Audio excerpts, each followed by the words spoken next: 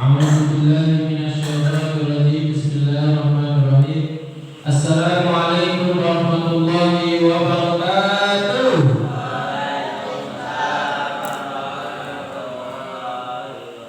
Kaifahalukum? Alhamdulillah ini bil khair. Alhamdulillahi wal ahadus samad. Lam yalid wa lam yulad wa lam yakul lahu kufuwan ahad. Asyhadu an la ilaha illallah wa asyhadu anna Muhammadar Rasulullah. Allahumma shalli ala sayyidina Muhammad wa ala ali sayyidina Muhammad. Amma ba'd. Wa qabaila an nabiyya hada ta'lim wa khairu ma natawassal li syekhina al-kabir wa syekhu Imam Al-Ghazali asa an yanfa'ana bi ulumihi naqra asal al-masani al-Fatihah. A'udzu billahi minasy syaithanir rajim. Bismillahirrahmanirrahim. Alhamdulillahi rabbil alamin arrahmanir rahim maliki yaumiddin. Iyyaka na'budu wa iyyaka nasta'in ihdinas siratal mustaqim siratal ladzina an'amta 'alaihim ghairil maghdubi 'alaihim waladdallin. Amin ya rabbal alamin. Baik, nasta'in kita akan lanjutkan taklif kita Al-Walad karangan Imam Al-Ghazali. Summa'lan, kemudian ketahuilah, anna tasawwufa, sesungguhnya ilmu tasawuf, lahu khoslatani, memiliki dua unsur. Al-istiqamatu ma'allah, istiqamah terhadap Allah, wasukunu 'anil khalqi, dan ketenangan dalam pergaulan atau berakhlak, ya, wasukunu 'anil khalqi, ya, dan ketenangan dalam pergaulan makhluk atau pergaulan manusia. Baik, poinnya adalah bahwa sesungguhnya tasawuf itu memiliki dua unsur. Unsur yang pertama ada istiqomah, unsur kedua adalah ketenangan dalam bermuamalah terhadap makhluk. Ya, baik, Ustaz jelaskan dulu apa itu tasawuf. Tasawuf itu dari kata sawwah, artinya menjernihkan. Menjernihkan apa Ustaz? Menjernihkan hati dan pikiran kita dari hal-hal yang negatif. Jadi kalau ibaratnya badan itu perlu toharoh, perlu bersuci. Ruh juga perlu bersuci dari hal-hal yang negatif. Artinya apa? Mempelajari tazkiyatun nafs, mensucikan diri dari hal-hal yang negatif, pikiran negatif, hati negatif, berprasangka buruk, iri, dengki, dan lain sebagainya. Itu bagian dari ilmu tasawuf. Jadi ilmu tasawuf itu ilmu untuk membersihkan batin, membersihkan pikiran, membersihkan ruh dari hal-hal yang negatif. Itu tasawuf. Maka orang yang disebut sufi, ilmunya disebut tasawuf, orangnya disebut sufi. Nah, apakah tasawuf itu penting? Penting. Jadi dalam Islam itu, Islam memiliki 3 pilar khusus dalam Islam. Pertama yaitu al-iman. Ya, al-iman. Pilar yang pertama adalah iman. Ilmunya nanti disebut ilmu tauhid. Ustaz ulangi lagi, Islam memiliki 3 pilar. Islam memiliki 3 pilar. Pilar yang diajarkan, biar kalian mengerti. Ya, Islam memiliki 3 pilar yang diajarkan. Yang pertama adalah iman. Ilmunya adalah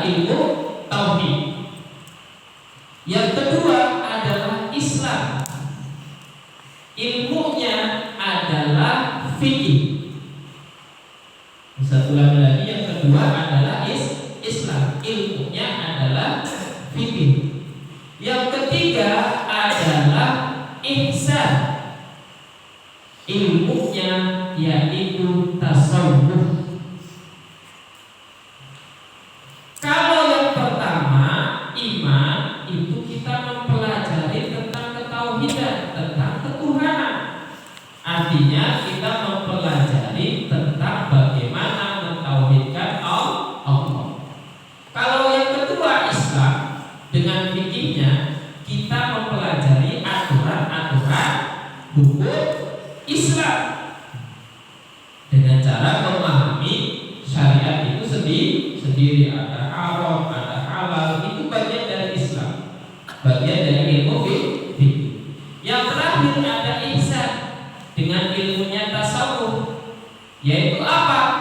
Ma'rifatullah, mengenal Allah, mendekati Allah dengan cara kita membersihkan pikiran, membersihkan ruh, membersihkan hati dari hal-hal yang negatif, sehingga batin kita, ruh kita itu bisa dekat dengan Allah. Makanya orang-orang yang sufi, orang-orang yang soleh itu biasanya jadi wali Allah, menjadi kekasih Allah. Ketika menjadi kekasih Allah, itu masya Allah mereka memiliki ilham dan memiliki karamah yang tidak dimiliki oleh orang-orang biasa. Biasanya doanya mustajab, ya kan? Doanya mustajab. Kemudian pandangannya juga kadang diberi mukasyafah oleh Allah. Artinya karena kejernihan badan dan ruhnya, ini harus ada kombinasi ya. Kalau badan itu dengan bersuci, kalau ruh itu mensucikannya dengan cara tazkiyatun nafs. Dan tazkiyatun nafs itu bagian pelajaran dalam ilmu tasawuf. Artinya mensucikan ruh seperti itu. Sehingga kalau ruhnya sudah bersih, sudah jernih, badannya juga sudah bersih, insya Allah orang tersebut menjadi orang yang sufi, orang yang soleh, bahkan diberi beberapa karamah, kadang bisa melihat perkara-perkara yang gaib. Ya, itu karena izin Allah. Sekali lagi karena apa? Izin Allah, berkat apa ya? Berkat kesucian ruh dan jasadnya. Wah, itu tingkat-tingkat yang lebih tinggi. Ustaz bisa, Ustaz belum. Ustaz belum sampai kategori itu. Maka Ustaz berharap ya di antara santri-santri Ustaz ini, dan doakan semoga Ustaz juga bisa mencapai derajat sufi, orang-orang yang memiliki kejernihan pikiran, ruh, batin dan jasad. Ya, karena Innallaha yuhibbut tawwabina wa yuhibbul mutatahhirin. Allah itu mencintai orang-orang yang senantiasa bertaubat. Nah, salah satu sifat orang sufi itu setiap hari itu senang bertobat. Jadi sesungguhnya Allah mencintai orang yang bertobat. Bertobat itu salah satu sifatnya orang sufi yang senantiasa setiap hari itu bertobat. Wal mutatahhirin, dan juga orang yang bersuci. Artinya apa? Orang sufi ini sering sekali bersuci, mendawamkan wudhunya dan lain sebagainya, sehingga setiap hari dia berhadas kecil langsung wudhu lagi, sholat sunnah, sholat ini, zakat dan lain sebagainya. Itu orang-orang yang soleh. Namun di Indonesia memang ada beberapa orang yang menanggapi bahwa tasawuf itu ilmu yang buruk. Ya, ada orang yang menganggap bahwa ilmu tasawuf itu ilmu yang buruk, padahal bukan buruk. Kalau ada orang yang menganggap ilmu tasawuf itu buruk, berarti dia belum mengenal secara detail tentang ajaran Islam. Atau salah satu pilar ajaran Islam yaitu ihsan. Ihsan itu apa? At-ta'budallah, kamu beribadah kepada Allah ka'annaka tarahu, seakan-akan kamu melihat Allah. Fa in lam takun tarahu, jikalau kamu belum melihat Allah, fa innahu yaraka, sesungguhnya dia melihatmu. Nah, aplikasi ini bisa dilakukan bagi orang-orang yang sufi, yaitu orang-orang yang memiliki kejernihan pikiran dan ruh.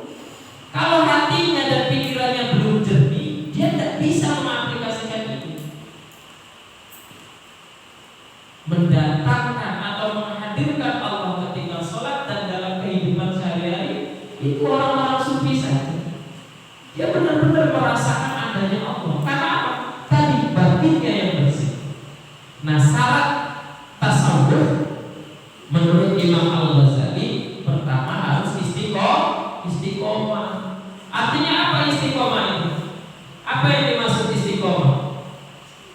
Istiqomah itu senantiasa kita mendawamkan. Mendawamkan itu apa? Terus-menerus di jalan Allah, itu istiqomah. Artinya kita itu tidak boleh, ya kan, ingkar kepada Allah. Kalau kita udah ingkar kepada Allah, berarti kita tidak istiqomah kepada Allah. Kalau kita taat, dan taatnya itu istiqomah terus-menerus, itu yang dinamakan istiqomah. Yang kedua, dia tenang dalam menjalankan hidup, bergaul terhadap sesama makhluk. Itu dua syarat kalau kita pengen menjalankan ilmu tasawuf menurut Imam Al-Ghazali. Ya, yuk kita bareng-bareng mengamalkan dua ini. Semoga kita juga termasuk orang-orang ahli tasawuf, yang mana orang-orang yang bisa menjernihkan pikiran dan ruhnya, sehingga kita bisa menghadirkan Allah dalam kehidupan kita. Ya, Masya Allah, kalau kita bisa menghadirkan Allah di dalam kehidupan kita, Ustaz yakin kamu mau maksiat saja mikir-mikir. Maka hebatnya orang-orang tasawuf itu saking takutnya berbuat dosa, karena sudah taklik, ya taklik itu mengikatkan hatinya dengan Allah. Sampai ketika tahu ya ceritanya Imam Malik, tahu Imam Malik? Imam Malik itu pernah siang hari itu berdiri di tengah terik matahari. Padahal ada pohon, jelas-jelas ada pohon rindang. Akhirnya ditanya oleh pengikutnya, wahai Imam Malik, kenapa engkau tidak berteduh di bawah pohon itu? Ini jawaban orang-orang yang sufi, orang-orang yang soleh. Saking takutnya kepada Allah. Jawaban Imam Malik apa? Wahai temanku, sesungguhnya pohon yang ada di sana adalah pohon orang yang sedang berhutang kepadaku. Jikalau aku mengambil manfaat, Ustaz ulang lagi, jika aku mengambil manfaat dari pohon dia dengan cara aku berteduh dengan dia, aku takut terhadap riba atas hutang yang dia miliki kepadaku. Bayangkan, segitu takutnya Imam Malik. Kalau seandainya dia berteduh, takutnya dia ngambil manfaat atau kelebihan dari hutang yang dimiliki pemilik pohon itu. Itu tanda-tanda orang sufi. Saking takutnya kepada Allah, dia melakukan hal kecil pun dia pikirkan. Dan kalau kita kan gak mikir sampai situ, benar gak? Benar gak? Gak pernah mikir sampai itu kan. Kalau dosa di Allah dosa kecil kan? Iya, kalau itu kategori dosa. Kalau kita kan berteduh saja orang panas, benar gak? Ya. Kisahnya juga ada kisahnya bapaknya Imam Syafi'i. Pernah dengar bapaknya Imam Syafi'i? Kisahnya bagaimana? Ya, dia menemukan buah apel karena lapar. Tidak kata Ustaz, karena lapar. Dia melihat ada buah apel yang hanyut di sungai. Benar? Kemudian dia ambil buah apel itu, kemudian karena lapar dia makanlah sepotong. Setelah digigit satu kali, dia beristighfar, astagfirullahaladzim. Bayangkan, ini orang-orang soleh. Kalian harus mengikuti hal seperti ini. Takut kepada Allah, dia taklik hatinya kepada Allah. Dia takut Allah marah. Akhirnya dia mengucapkan apa? Astagfirullahaladzim, aku telah zalim terhadap diri sendiri. Kenapa? Aku memakan apel yang bukan miliknya. Padahal itu jelas-jelas apel yang jatuh kemudian hanyut. Tapi karena takut kepada Allah, kejernihan hati dan pikirnya, dia mengatakan ini bukan milik saya.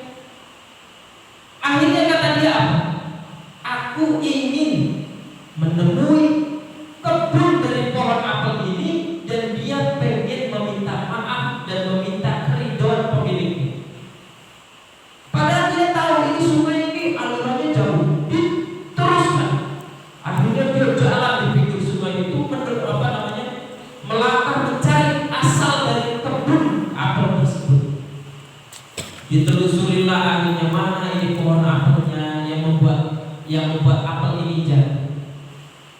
Setelah beberapa jam dia menemukan kebun apel tersebut. Ketika menemukan kebun apel, dia akhirnya bertemu siapakah pemilik kebun ini. Kata tukang kebun, pemiliknya adalah bapak ibu.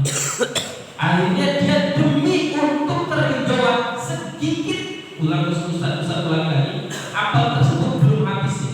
Dia baru memakan satu gigit untuk mendapatkan keridhaan dari satu gigitan apel yang jatuh.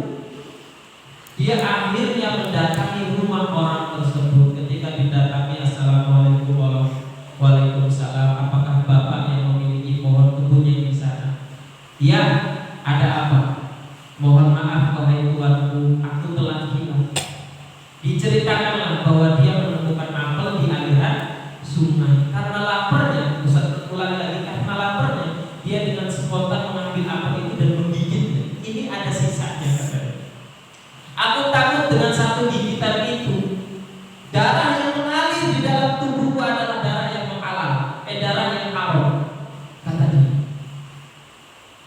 Karena orang tua tersebut bijak, kata orang tua tersebut, baik, kamu boleh, saya bisa meridhoi kamu dengan satu syarat. Syaratnya apa? Wahai Tuhan, kamu harus menikahi anakku. Anakku itu tuli, buta dan lumpuh. Ketika mendengar seperti itu, kira-kira kalian kalau disuruh nikah dengan perempuan seperti itu mau apa dah? Mau apa dah? Pikiran kita pasti gak mau. Siapa yang mau menikahi wanita yang lumpuh, buta, sama tuli, hanya gara-gara makan satu gigit apel? Tapi karena kesolehan ayahnya, Imam Syafi'i tersebut, hanya dia mengatakan, baiklah aku akan menikahi anak bapak. Ya, besoknya dia datang lagi, kemudian dinikahkan oleh bapak. Ketika dinikahkan, akhirnya ini nikahnya orang zaman dahulu, nggak seperti zaman sekarang.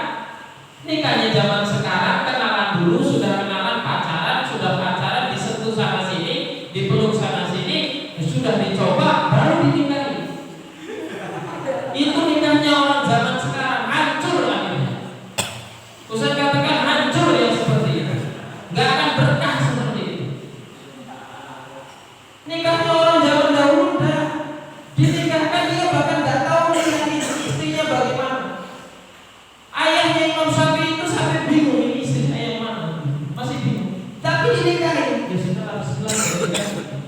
Setelah nikah, masuklah ayahnya Imam Syafi'i ke kamar.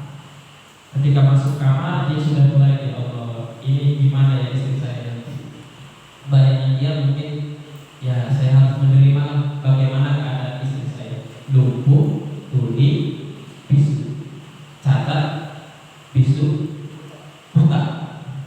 Akhirnya didatangkanlah istrinya.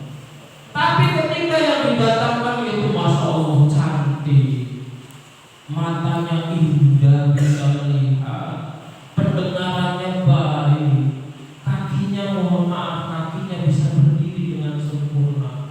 Ayahnya Imam Syafi'i langsung keluar kamar, manggil mertuanya, wahai tuanku, wahai ayahku, ini siapa ini? Ini bukan istriku, kan? Kenapa? Kata mertuanya, kenapa? Itu adalah istriku. Engkau kemarin mengatakan bahwa istriku adalah orang yang buta, tuli dan cacat. Nah ini sempurna sekali, cantik, rupawan, benar, sempurna, semuanya dari yang kurang. Kata mertuanya apa? Sesungguhnya anakku buta dari melihat sesuatu yang haram. Sesungguhnya anakku tuli dari pendengaran yang tidak baik. Sesungguhnya anakku bisu dari berkata-kata yang kasar. Dan sesungguhnya anakku lumpuh dari berjalan menuju tempat maksiat. Masya Allah, orang soleh ketemu orang soleh, jadinya Imam Syafi'i. Paham ya? Karena kesolehan ayahnya, kesolehan ibunya, wajar melahirkan Imam Syafi'i yang cerdasnya minta ampun. 10 tahun sudah hafal 30 juz. Saking cerdasnya Imam Syafi'i itu kalau berjalan ditutupi telinganya. Kenapa? Kalau dia berjalan dibuka telinganya, dia bisa mendengarkan orang-orang yang berbicara di samping jalan, dan dia bisa merekam pembicaraan orang-orang yang ada di samping jalan tersebut. Makanya dia tutupi. Saking cerdas Imam Syafi'i. Orang soleh melahirkan orang soleh. Solehnya bukan sekedar soleh, sudah sufi, sudah jernih pikiran dan ruh. Baik, mungkin ini saja yang bisa Ustaz sampaikan. Intinya adalah bahwa tasawuf itu bagian dari ilmu agama Islam yang mempelajari tazkiyatun nafs, pencernihan ruh dan pikiran, sehingga dia menjadi orang-orang yang benar-benar suci secara lahiriah dan secara batiniah, menuju kepada ma'rifatullah, mengenal Allah. Caranya kata Imam Syafi'i ada dua. Maka silahkan kalian ikuti. Mari kita laksanakan. Yang pertama ada istiqomah ma'allah, istiqomah berada dalam ajaran-ajaran Allah. Yang kedua kita as-syukur, tenang dalam bergaul dan berakhlak sesama manusia. Dua itu saja kata Imam Ghazali. Kalau kita pengen belajar tasawuf. Ini saja yang bisa Ustaz sampaikan. Kurang lebihnya mohon maaf. Wabillahi wassalamualaikum warahmatullahi